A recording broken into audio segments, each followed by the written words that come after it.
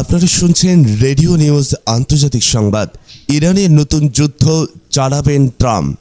ইরানের বিরুদ্ধে সামরিক অভিযান চালানোর পথে আর হাঁটতে চান না ডোনাল্ড ট্রাম্প, তবে দেশটির উপর চাপিয়ে দিতে চান নতুন যুদ্ধ।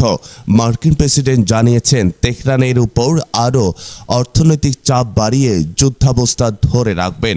যুক্তরাষ্ট্রের গণমাধ্যম এক্সকিউজকে দেয়া এক সাক্ষাৎকারে ট্রাম্প জানান, আপাতত তেহরানের বিরুদ্ধে নতুন সামরিক পদক্ষেপের পরিবর্তে দেশটির অর্থনৈতিক সংকটকে আরও গভীর হতে দেওয়ার কৌশল নিয়েছেন ওয়াশিংটন। মাত্র এক সপ্তাহ আগে ইরানের বিরুদ্ধে বড় ধরনের সামরিক অভিযান শুরুর কথা বলেছিলেন ট্রাম্প, তবে এবার তিনি নতুন কোনো সামরিক হুমকি দেননি।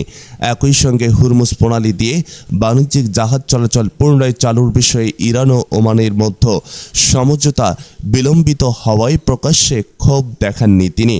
ট্রাম্প বলেন, আমরা বিষয়টি খুব বেশি সামনে আনছি না, তবে আমাদের সঙ্গে আমরা শুধু আংশিকভাবে আলোচনা করছি। আমরা ইরানের ব্যাপক মূল্যস্ফীতি এবং অর্থের সংকট পর্যবেক্ষণ করেছি।